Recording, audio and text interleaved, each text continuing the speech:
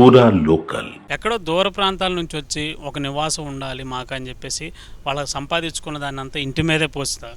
ఇంటి మీదే పోసి వాళ్ళంతా కష్టపడి కట్టుకుని ఇంటిని సడన్గా ఇట్లా కూల్ చేస్తే ఎట్లా అసలు వాళ్ళు ఎలా ఫీల్ అవుతున్నారు ఇప్పుడు? ఇక ఫీల్ అయ్యేది ఏముంది, పాపం వాళ్ళకి చాలా ఇబ్బంది ఉంది. వాళ్ళు మొన్న చూస్తే 4 days బ్యాక్ జరిగింది ఇది. వాళ్ళందరూ పాపం మస్తు బాధపడ్డారు ఆ రోజు కూడా. కానీ ఈరోజు చూస్తుంటే మాత్రం వాళ్ళు బాధపడడం చూస్తుంటే మాత్రం ఇది ఎవరు ఇచ్చేస్తారు. ఈరోజు అయితే ఎవరు ఇచ్చేయలేరు మళ్ళీ ఇది.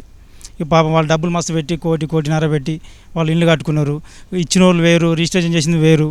అదంతా వాళ్ళు చూస్తుంటే చాలా బాధ అనిపించింది పాపం మొన్న కూడా. అయితే ఇక్కడ చూసుకుంటే గవర్నమెంట్ ఆర్డర్ ఉంది కాబట్టి ఇక్కడ కూల్ చేస్తున్నారు, వాళ్ళ అధికారం ఉంది కాబట్టి కూల్ చేస్తున్నారు. మరి అధికారం ఉంది ఇప్పుడు ఆ పదవిలో ఉండి పర్మిషన్లు ఇచ్చిన వాళ్ళు అంటే వీళ్ళు అన్యాయంగా కట్టుకున్నారనే కదా వాళ్ళు కూల్ చేసింది. మరి అట్లా పర్మిషన్ ఇచ్చిన అధికారులు ఎందుకు పట్టుకు రావట్లేదు వీళ్ళు? అది పర్మిషన్ ఇచ్చిన అధికారులు ఇంతకుముందే నోటీసులు ఇచ్చారని చెప్పారు వాళ్ళందరూ.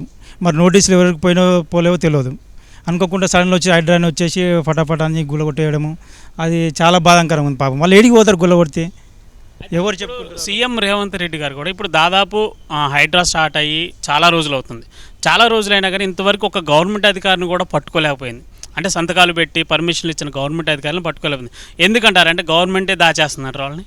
ఏమో సార్ అంతగా మనకు కూడా అంత తెలియదు, అంత ఐడియా లేదు. కానీ ఇది ఇంత గుల్లగొట్టడం అయితే గవర్నమెంట్ దృష్టికి పోయింది. అలా గవర్నమెంట్ వాళ్ళు కూడా చేయించడం తెలియదు మనకు కూడా. వాళ్ళు కూడా కొద్దిగా టైం ఇవ్వాలి పాపం. ఇప్పుడు ఎవరైనా పరిస్థితి అర్థం కాదు కదా.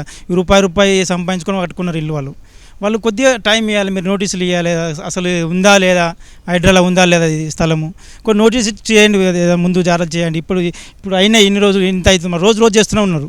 కొద్దిగా చూసి ఆలోచించి గవర్నమెంట్ కూడా కొద్దిగా వాళ్ళకి కొద్దిగా హెల్ప్ఫుల్గా ఉంటే బాగుంటుంది కదా. అంటే ఎంత నోటీస్ ఇచ్చినా కానీ నివాసం ఉండే వాళ్ళ ఇల్లు కూల్చకూడదు అని చెప్పేసి రేవంత్ రెడ్డి అన్నారు. మరి ఇప్పుడు ప్రస్తుతం చూసుకున్నట్టయితే చాలా ఇల్లులు అయితే ఇలాగనే కూల్ చేస్తున్నారు. ఒకవేళ రేవంత్ రెడ్డి ఇలా అన్నాడు అని చెప్పినా కానీ ఆ హైడ్రా వాళ్ళు పట్టించుకోకుండా వాళ్ళు ఇష్టానుసారి కూల్చుకుంటూ వెళ్ళిపోతున్నారు. అసలు వాళ్ళు ఎంత అడ్డుకున్నా ఎందుకు ఆగట్లేదు అంటారు? అంటే గవర్నమెంట్ మాకు పర్మిషన్ ఇచ్చిన అధికారంతో వెళ్తున్నారా, లేదు అంటే ప్రజలు నష్టపోతారని ఆలోచించుకుంటూ పోతున్నారు. గవర్నమెంట్ వాళ్ళు ఇది అసలు పర్మిషన్ ఇస్తేనే కదా అంత చేస్తుంది హైడ్రా వచ్చిన గవర్నమెంట్ నుంచే కదండి. పాపం హైడ్రా వచ్చిన గవర్నమెంట్ నుంచి మనం కూడా ఆలోచించండి. ఇప్పుడు మొత్తం ఎవరు చూసినా ఇప్పుడు హైడ్రా వచ్చింది గవర్నమెంట్ నుంచి అని అంటున్నారు. సో వాళ్ళు పర్మిషన్ ఇస్తేనే కదా అంత గొలగొట్టేది. కొద్దిగా ఒకసారి రేవంత్ రెడ్డి గారు ఒకసారి కళ్ళు తెరిచి చూస్తే పాపం చాలా ఇబ్బంది ఉంది. ఆయన కూడా కొద్దిగా తెలుసు సార్ కూడా. రేవంత్ రెడ్డి చేతిలో ఉంటుంది కొద్దిగా ఇది. సీఎం కాబట్టి మన తెలంగాణ సీఎం అంటే ఇప్పుడు ఆయనే కదా. హైడ్రా తెచ్చింది ఇప్పుడు ఆయనే. సో కొద్దిగా టైం ఇవ్వండి పాపం. వాళ్ళకి కొద్దిగా టైం ఇస్తే పాపం వాళ్ళు అటో టైం ఉంటే కొద్దిగా అటో ఇటు పోవడం తెలుస్తుంది కదా.